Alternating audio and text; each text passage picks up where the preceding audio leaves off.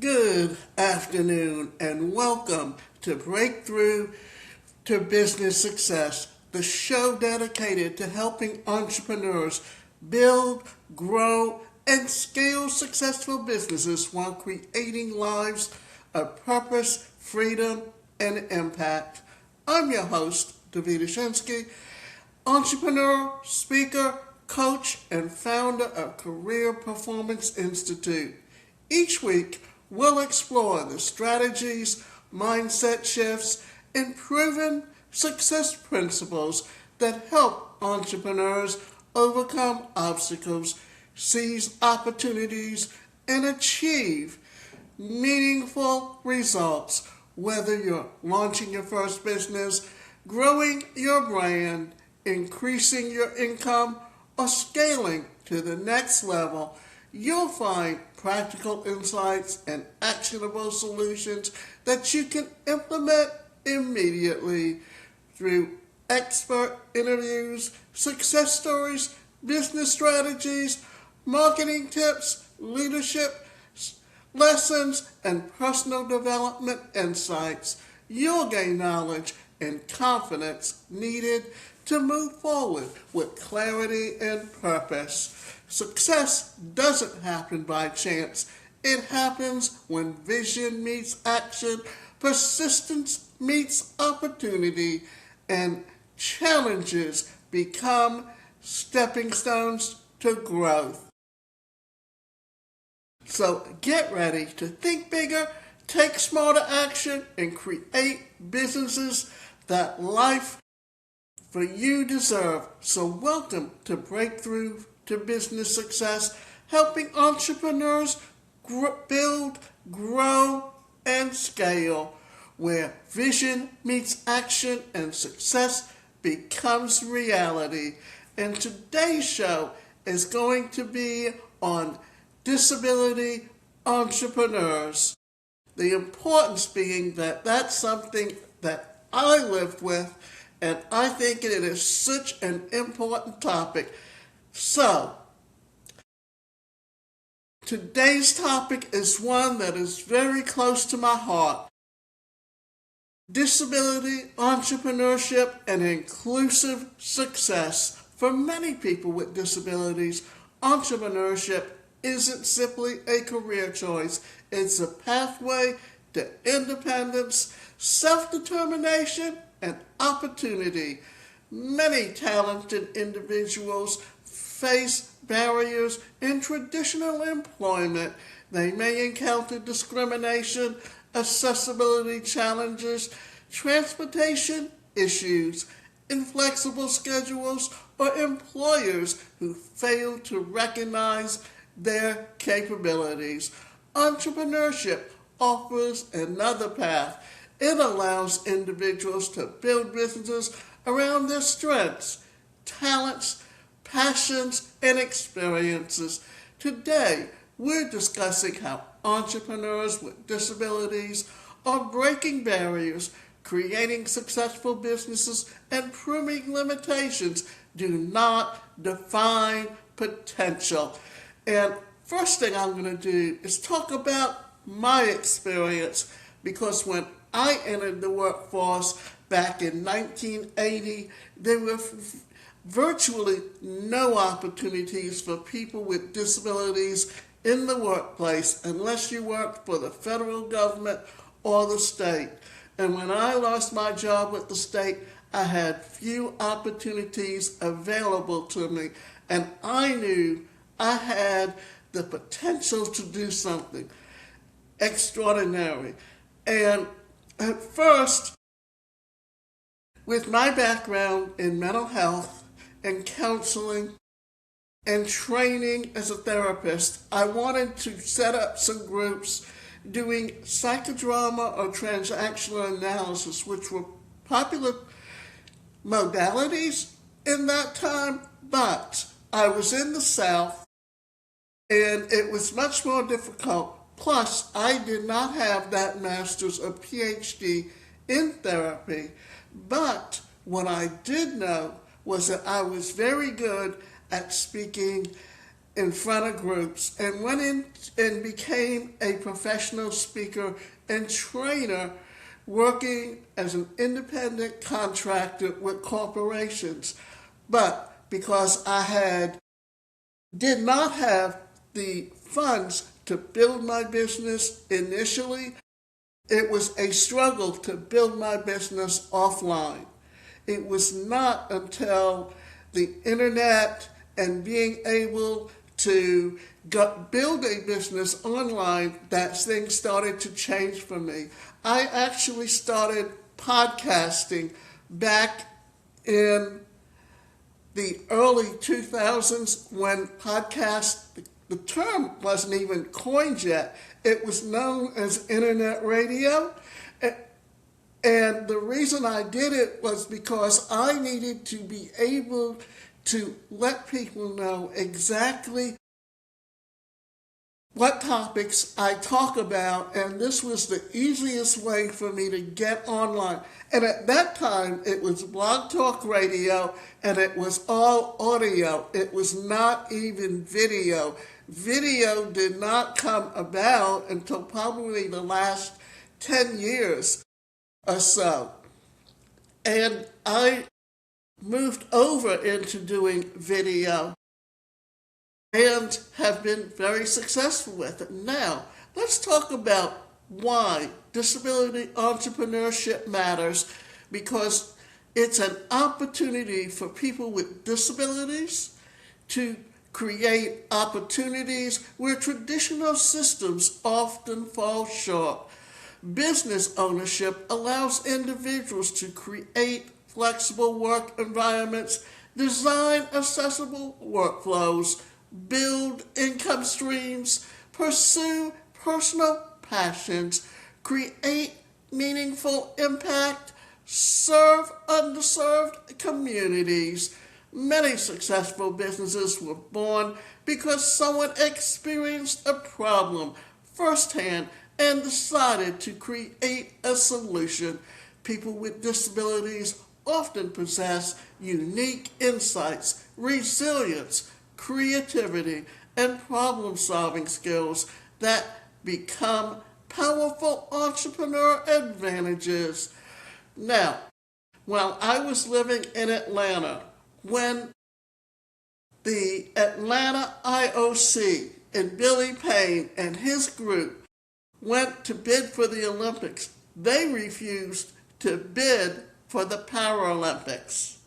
Therefore, as I was very much at that time very active as a disability rights advocate in working with organizations that serve people with disabilities as a volunteer and in other avenues, and was part of the team that got together and worked to bring the Paralympics to Atlanta. And then at the time, Samaranch was the head of the IOC, and he went and changed the bylaws to make sure that any host country after 1996, when they bid for the Olympics, they were automatically bidding for both and had to prepare for both.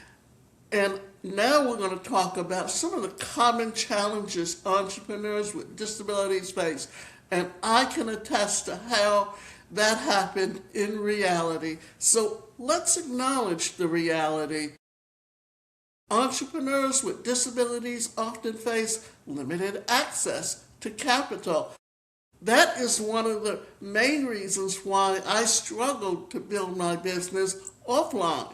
Transportation barriers. For one thing, mobility is an issue for me. Even though I am mobile, it's still an issue because I struggle going up and down steps.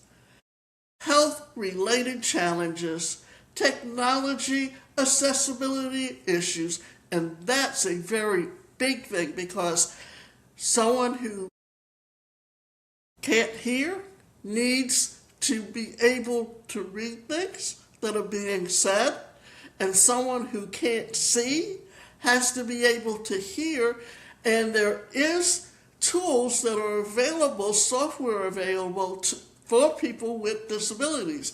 But here's the kicker. You have to be able to afford them, and you have to be able, in essence, to have the funds available. And if you don't have the ability to work somewhere and build up some financial security along the way, then it's very difficult to have money to get your business up and running. So there has to be some type of way to get some funds. Also, lack of representation. While these challenges are real, they are not impossible to overcome. Success comes from identifying solutions, leveraging resources, and building systems. Back in the 1990s, when I started my business, there were few services that I could go to. I could go to SCORE. I could go to the Small Business Administration. But because I was more in the service industry as opposed to offering a physical product, it was an intangible. And how do you get financing for that type of program? And one of the things I wanted to do at that time was set up a nonprofit that would serve people with disabilities, to teach them the skills needed to become an entrepreneur, provide the resources for software and products to use with your business, and also some type of financing, whether a low interest loan or grants. But here's the kicker. I did not have the money to, even though I went to LegalZoom and got all the paperwork and everything put together, when it came time to actually paying for the 501c3, the funds were not there, and I had no place to go to actually get the funds to be able to set it up. Plus, I didn't have, and I knew I needed, a board of people who were business people. You do not get friends to put on your board. You need to get people who can help you raise the funds. And I did not have that, so the program never quite got off the ground at the time.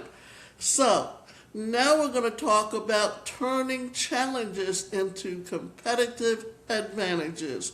One of the greatest lessons in entrepreneurship is challenges often create innovation. Ask yourself, what problems have I solved in my own life? What experiences have shaped me? What knowledge do I possess because of my journey? Many disability-owned businesses thrive because their founders understand problems others overlook. Your story may become your greatest business asset. And see, didn't I just tell you a story of what it took for me to get my business up and running, and how it led me to wanting to set up a nonprofit to serve people with disabilities and helping them to learn to become successful entrepreneurs. Now, one thing I did find that is in the UK, there is an organization called Disabled Entrepreneurs, Inc.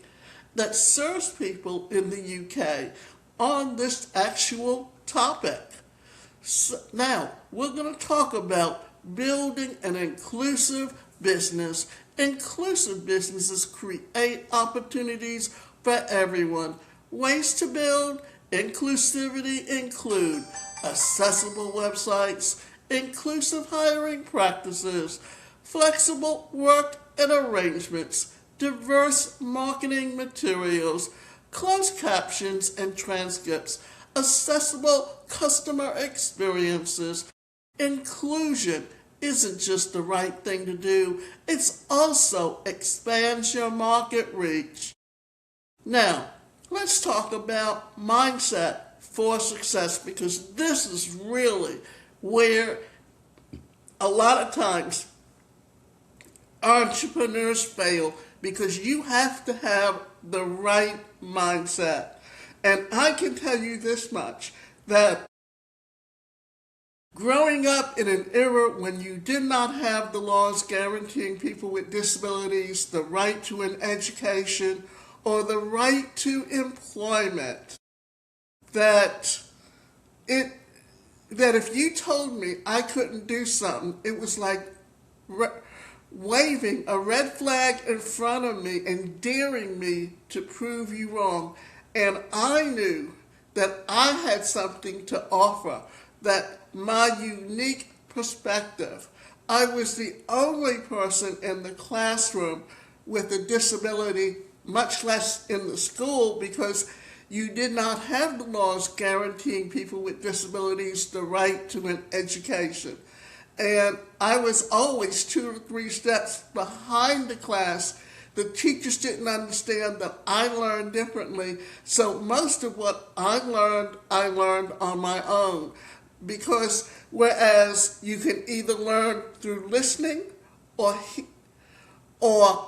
reading, I learned more of taking what I learned and actually doing it. Because what gets in short-term memory for me does not often go into long-term memory. Therefore, my grades never truly showed what I was capable of, and it was my determination to succeed that got me to the point of where I am today. So let's talk about mindset for success. Success begins in the mind. Many entrepreneurs struggle not because of lack of talent, but because of limiting beliefs. Replace "I can't" with "how can I?" Replace "this is impossible" with "what resources do I need?" Every successful entrepreneur faces obstacles. The difference is they keep moving forward.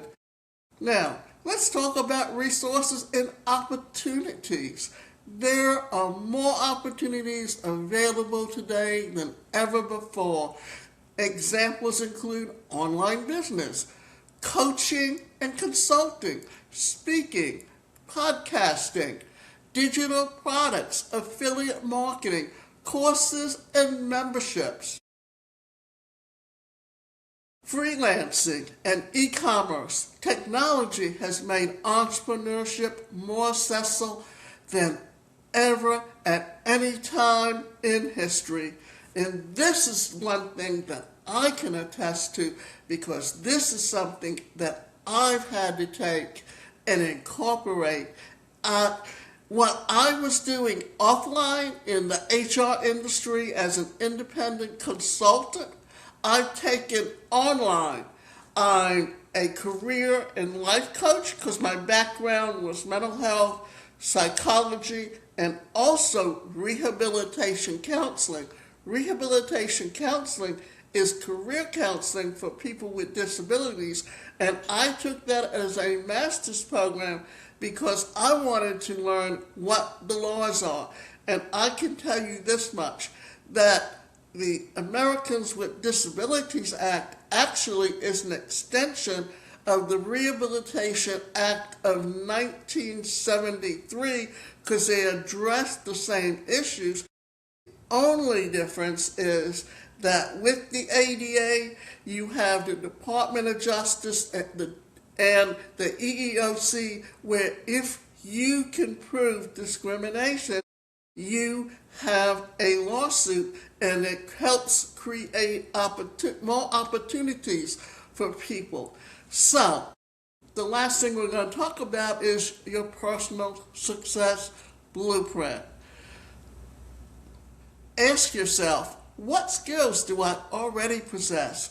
Who can I help? What problem can I solve? What business model fits my lifestyle? Then create a plan. Success doesn't require perfection, it requires progress. Take one action every day that moves you closer to your goals. Now, Let's talk about success and mindset, because this is a really hot topic. Because how you see yourself. And I'm going to go back and talk about some things that, if you look at the modalities from the 20th century, transactional analysis, psychodrama, they were skills where you could actually use and create scenes and work through issues that were plaguing you, that affected you, that determined what and how different things affected you in your lifetime. For instance, like, I grew up in a home that was very, very negative. I had a mother that was constantly telling me, you're a failure. You can't. I can't live on my own. I can't take care of myself. I can't hold a job. I can't. And yet, I was able to do those things. And when I sat down with my mother and told her what I wanted to do with my business, all she heard was I wanted her money. Never asked her for a dime, never even asked her to invest in me. Just was talking to her about what it was that I wanted to do. But because she was taking it from the standpoint of who she was and what she would have been asking for, that's what she was assuming I would have been asking for. So when you recognize and understand that you cannot judge people, this is why when I talk about personal development, I often tell people that each of us are unique human beings and have unique skills. And if someone else is trying to live their life through you and point you in a career that they may have wanted, that does not mean that is something that you should do, because for a lot of reasons, that may not be your strength. My mother wanted me to go become a teacher in the school system. Well, what I do in the HR industry is very different than what I would have been doing in the public schools, because working with children, you're dealing with kids that have behavior issues to begin with. And unless you're a good disciplinarian, that I'm not, I would never have been successful as a teacher. My younger sister became a teacher. Why? Because my mother pushed her into it. Did she want to become a teacher? No. Did she enjoy teaching? No. My mother always said that she had a problem getting along with people. And yet, all she did was talk about how much money she was making and the fact that she was only working with one. Well, they had her working with one student because for the first test, she never got along with the other teachers. She never got along with the principal. And she never stayed in the same school more than a year or two. She always went from one school to another. And it was not a step up that she was taking. It was always a parallel. And after 19 years, and yes, 1 year she was making what she should have been making, but they only gave her one student to work with because she was having an issue working with a classroom. And after that, she was forced to take 3 years leave of absence after 19 years from teaching because they didn't know what to do with her. And then when she went back after 3 years to finish getting up the next 11 years, what happened? Same thing went on. She never stayed in the same school. And the last year she taught, she literally had to change school systems and go from the Atlanta Fulton County school system to the DeKalb County school system to finish up her last year as a special ed teacher to get her 30 years in for retirement. So, and today she abuses both her sisters. And she controls the family trust and will sit there and lie to you and tell you, and she will, it's like that money was meant to be there to take care of us, and she only uses it for what she wants to do. And she comes in and she abuses my sister, who's deaf, because her personality was very much of an introvert, and because she was an introvert, she bought into what they were telling her about her and what she was capable of doing. And whenever she went to work, instead of working, she would sleep on the job. And because my mother was not her advocate, and my mother did everything to pull her back and keep her from being independent. And yet, as someone who was deaf, she had far more opportunity in the workplace than I did, and could have worked and had retired and had a nice little income. And instead, she lives on Social Security disability because she's never really worked in her lifetime. And understanding all of that my personality was to be very outgoing and have very good interpersonal skills. That's what allowed me to break away from my mother and be independent and not allow her to dictate what I should be doing with my life. And it's important to understand that disability does not determine destiny. Your circumstances do not define your future. Your willingness to learn, adapt, persist, and take action is what ultimately creates success. The world needs ideas. The world needs your voice. The world needs your unique perspective. So don't wait for permission. Don't wait until conditions are perfect. Start where you are. Use what you have and continue moving forward. Your breakthrough may be closer than you think. Now, I want to thank you for joining me on this breakthrough to business success, and I hope today's episode provided valuable insights, practical strategies, and inspiration to help you move one step closer to your goals. Remember, every successful business begins with a decision to take action and stay committed to your journey. If you found value in today's episode, be sure to subscribe, leave a review, and share this show with fellow entrepreneurs who are ready to build, grow, and scale their business. Now, I want to finish up by telling you this. For additional resources, training programs, coaching opportunities, and tools to help you accelerate your success, connect with us at Career Performance Institute. And my website address is disabilityrightsadvocate.com.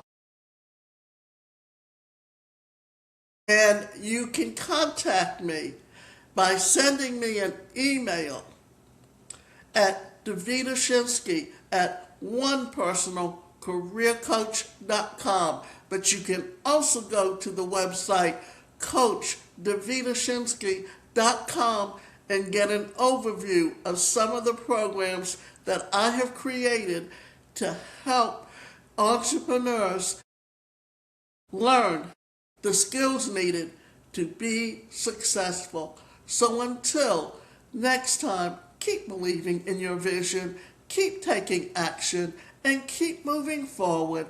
I'm Davida Shensky, and this has been Breakthrough to Business Success, where entrepreneurs turn challenges into opportunities and ideas into results.